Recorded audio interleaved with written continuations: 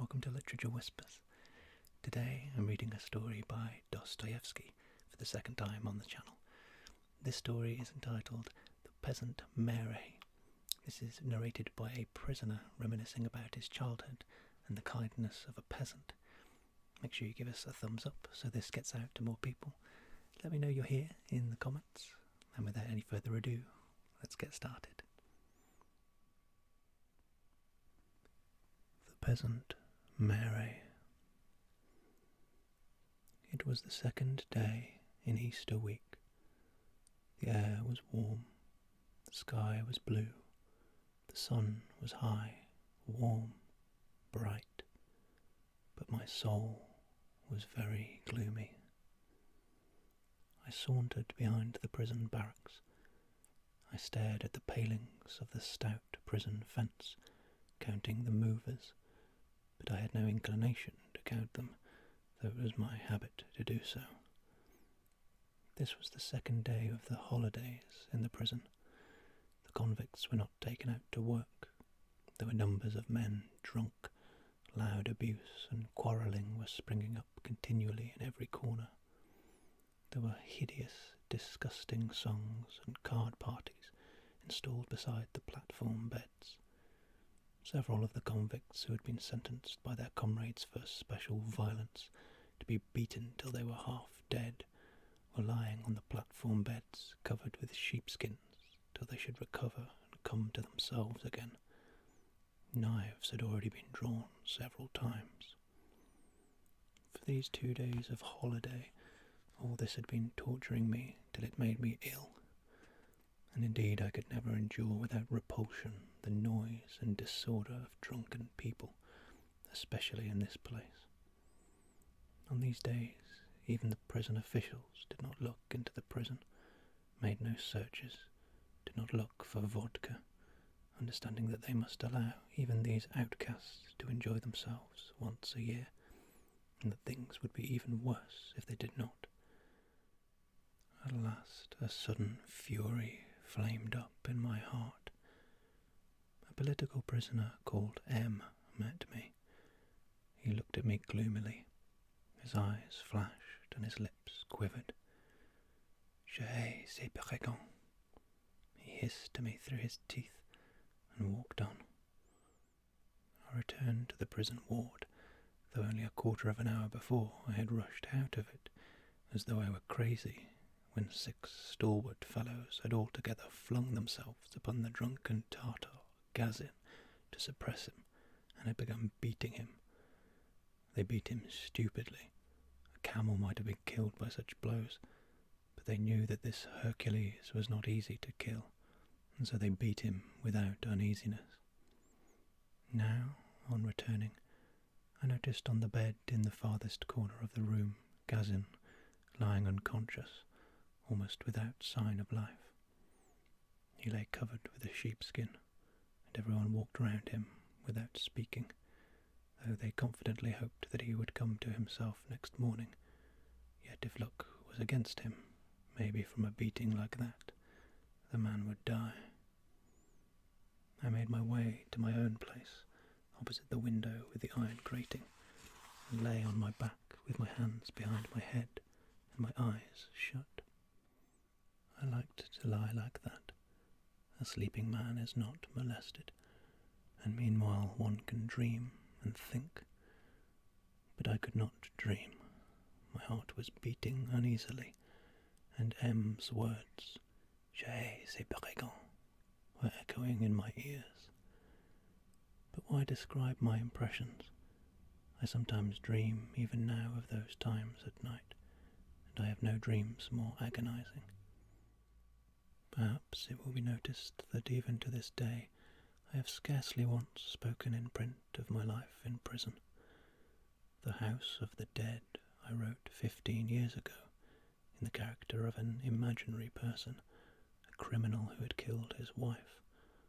I may add, by the way, that since then very many persons have supposed, and even now maintain, that I was sent to penal servitude for the murder of my wife. Gradually I sank into forgetfulness, and by degrees was lost in memories.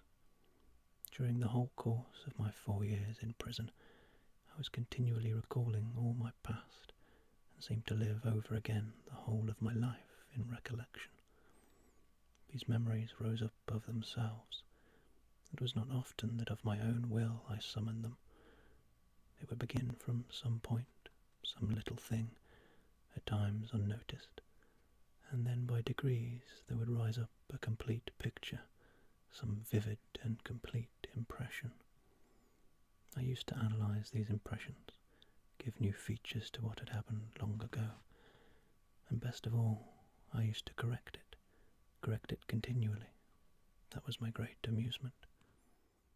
On this occasion, I suddenly, for some reason, remembered an unnoticed moment in my early childhood, when I was only 9 years old, a moment which I should have thought I had utterly forgotten, but at that time I was particularly fond of memories of my early childhood. I remembered the month of August in our country house, a dry, bright day, but rather cold and windy.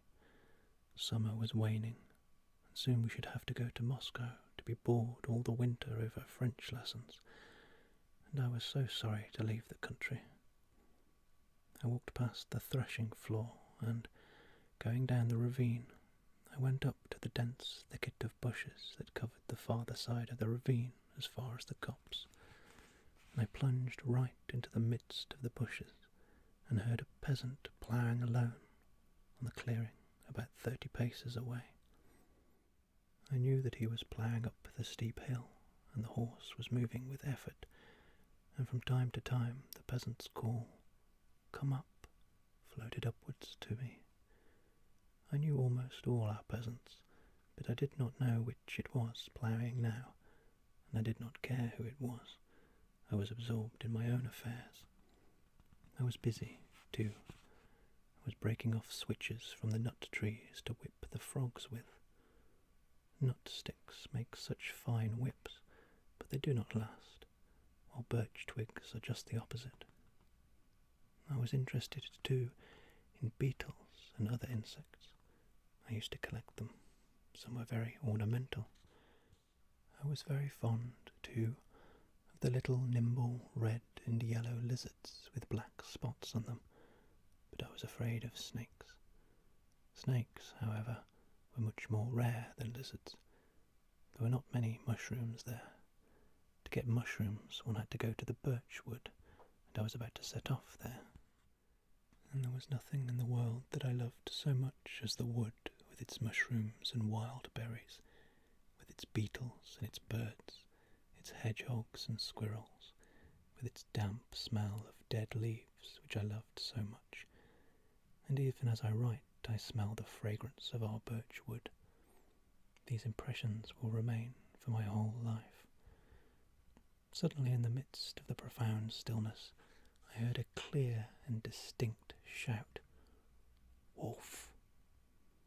I shrieked, and beside myself with terror, calling out at the top of my voice, ran out into the clearing and straight to the peasant who was ploughing. It was our peasant, Marey. I don't know if there is such a name, but everyone called him Marey, a thick-set, rather well-grown peasant of 50, with a good many grey hairs in his dark brown, spreading beard. I knew him, but had scarcely ever happened to speak to him till then. He stopped his horse on hearing my cry, and when, breathless, I caught with one hand at his plough and with the other at his sleeve, he saw how frightened I was. "There is a wolf," I cried, panting. He flung up his head and could not help looking round for an instant, almost believing me. "Where is the wolf?" A shout. Someone shouted, "Wolf!" I faltered out. Nonsense. Nonsense. A wolf? Why, it was your fancy. How could there be a wolf? He muttered, reassuring me. But I was trembling all over, and still kept tight hold of his smock frock, and I must have been quite pale. He looked at me with an uneasy smile, evidently anxious and troubled over me. "Why, you've had a fright." "Aye, He shook his head. There, dear. Come, little one. Aye. He stretched out his hand, and all at once stroked my cheek. Come, come, there. Christ be with you. Cross yourself. But I did not cross myself. The corners of my mouth were twitching, and I think that struck him particularly. He put out his thick, black-nailed, earth-stained finger and softly touched my twitching lips. Aye, there, there, he said to me with a slow, almost motherly smile. Dear, dear, what is the matter? There, come, come. I grasped at last that there was no wolf, and that the shout that I had heard was my fancy. Yet that shout had been so clear and distinct, but such shouts, not only about wolves, I had imagined once or twice before, and I was aware of that. These hallucinations passed away later as I grew older. Well, I will go on then, I said, looking at him timidly and inquiringly. Well, do, and I'll keep watch on you as you go. I won't let the wolf get at you, he added, still smiling at me with the same motherly expression. Well, Christ be with you. Come, run along then. And he made the sign of the cross over me and then over himself. I walked away, looking back almost at every 10th step. Marey stood still with his mare as I walked away, and looked after me and nodded to me every time I looked round. I must own I felt a little ashamed at having let him see me so frightened, but I was still very much afraid of the wolf as I walked away, until I reached the first barn halfway up the slope of the ravine. There my fright vanished completely, and all at once our yard dog Volchok flew to meet me. With Volchok I felt quite safe, and I turned round to Marey for the last time. I could not see his face distinctly, but I felt that he was still nodding and smiling affectionately to me. I waved to him. He waved back to me and started his little mare.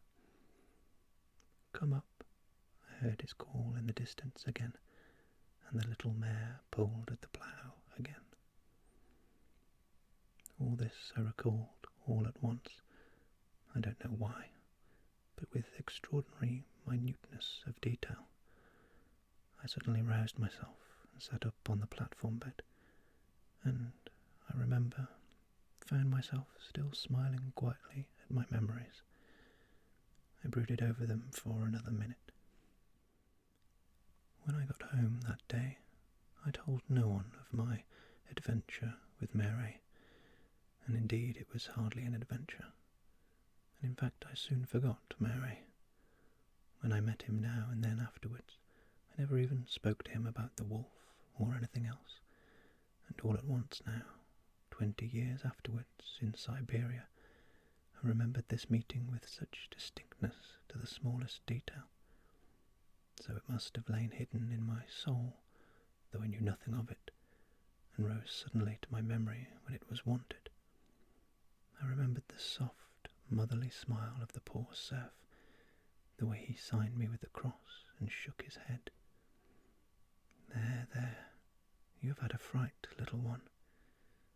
And I remembered particularly the thick, earth-stained finger with which he softly and with timid tenderness touched my quivering lips. Of course, anyone would have reassured a child, but something quite different seemed to have happened in that solitary meeting, and if I had been his own son, he could not have looked at me with eyes shining with greater love. And what made him like that? He was our serf, and I was his little master, after all. No one would know that he had been kind to me and reward him for it. Was he, perhaps, very fond of little children? Some people are. It was a solitary meeting in the deserted fields, and only God, perhaps, may have seen from above with what deep and humane civilized feeling and with what delicate, almost feminine tenderness the heart of a coarse, brutally ignorant Russian serf who had as yet no expectation, no idea even of his freedom, may be filled. Was not this, perhaps, what Konstantin Aksakov meant when he spoke of the high degree of culture of our peasantry? And when I got down off the bed and looked around me, I remember I suddenly felt that I could look at these unhappy creatures with quite different eyes, and that suddenly, by some miracle, all hatred and anger had vanished utterly from my heart. I walked about, looking into the faces that I met. That shaven peasant, branded on his face as a criminal, bawling his hoarse, drunken song, may be that very Marey. I cannot look into his heart. I met M again that evening. Poor fellow. He could have no memories of Russian peasants, and no other view of these people but gérer ces brigands. Yes, the Polish prisoners had more to bear than I.